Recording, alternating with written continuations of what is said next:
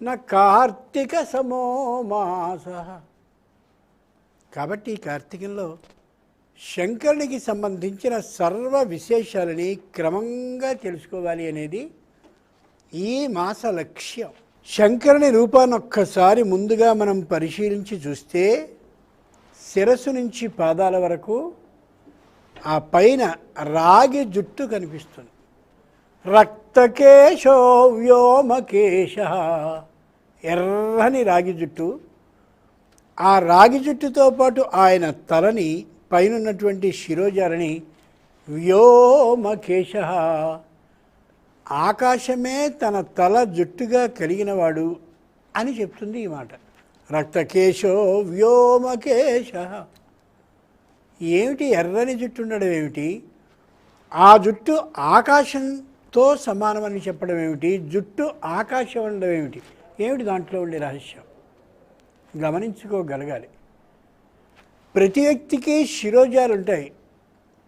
ఓ వ్రేళ్ళైతే 10 లెక్క వేస్తాం, అలాగే ఓ చేతులనంటే 2 లెక్క వేస్తాం, ఓ పాదాలు 2 అని లెక్కిస్తాం, అలాగే చెవులు, కళ్ళు, ముఖరంధ్రాలు అన్నిటికీ ఒక లెక్క ఉంది. కానీ శరీరంలో లెక్కించలేనటువంటి ఒకే ఒక భాగం శిరోజాలు. శిరోజాల సంఖ్యని కావాలని లెక్కించదలిచినప్పటికీ కూడా అమేయం, ఇంత అని లెక్కించడానికి వీలు కాదు. 1, 2 అదృశ్యాని. శిరోజాలు అంటే తల వెంట్రుకల్ని ఒకటి అలా తీసి అలా నేల మీద విడిస్తే ఆ తీస్తుండగానే కనిపించకుండా ఉంటుంది. నేల మీద పడ్డ తర్వాత తిరిగి వెతకాలి అంటే అసాధ్యమైన పనిగా అనిపిస్తుంది, అంతటి సూక్ష్మంగా ఉంటుంది. వ్యోమకేశ, ఆకాశమే తన కేశాలుగా కలిగినవాడు శంకరుడు అని ఈ నామం చెప్తోంది.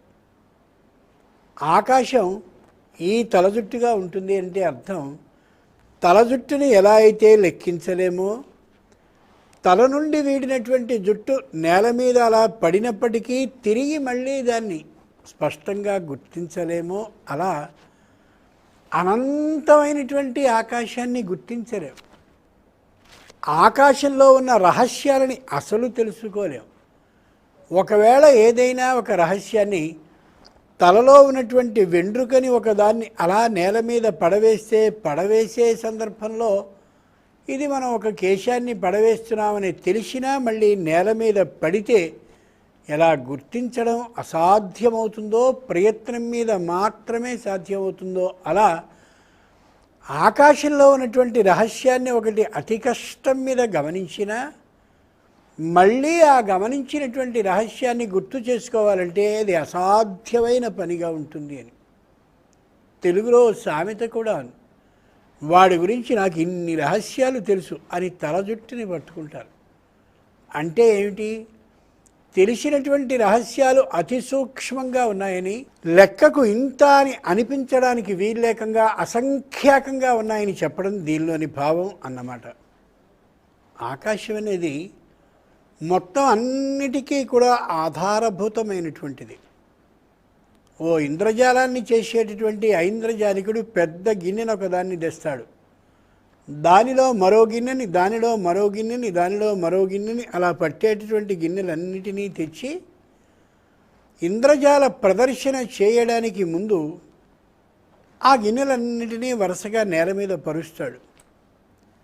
కాసేపు వినోదం కోసమని మొత్తం గిన్నెలన్నిటినీ పరిచి చేయవలసిన వినోదాన్ని చేసి చూపించి ఆనందపరిచి మళ్ళీ అయిపోయిన తర్వాత ఈ చిన్న గిన్నెని దానికంటే పెద్ద గిన్నెలో, ఈ చిన్న గిన్నెని దానికంటే పెద్ద గిన్నెని అంతకంటే పెద్ద గిన్నెలో, చిన్న గిన్నెని అంతకంటే పెద్దదాన్ని, అంతకంటే పెద్దదాన్ని మరొక పెద్ద గిన్నెలో, ఇలా గిన్నెలలో గిన్నె చొప్పున ఏర్పాటు చేస్తూ అన్నిటికంటే పెద్దదైనటువంటి గిన్నెలో వీటన్నిటినీ పెట్టి సంచిలో పెట్టి మళ్ళీ ఇంద్రజాల ప్రదర్శన ముగించుకున్నానని తెలియజెప్తూ వెళ్ళిపోతాడు. దీన్ని ప్రపంచానికి అన్వయించాలి. ఆకాశాద్వాయు, వాయోరగ్ని, అగ్నిరాప, అభ్య పృథివీ, పృథివ్యా ఓషధయ, ఓషధీభ్యోన్నం, అన్నాత్ ప్రజా. ఆకాశం నుంచి వాయువు పుట్టింది. వాయువు నుండి అగ్ని పుట్టింది, అగ్ని నుంచి నీరు పుట్టింది, నీటి నుంచి పృథివీ నేల పుట్టింది, పృథివీ నుంచి భోజనాన్ని చేయడానికి వీలైనటువంటి ఔషధి శక్తి కలిగిన అన్ని ధాన్యాలు, పండ్లు, కాయలు, కూరలు అన్నీ పుట్టాయి. వాటి వల్ల ఆహార సారాన్ని స్వీకరించడం వల్ల ఈ ప్రజా లోకంలో ప్రాణులందరూ పుట్టారు.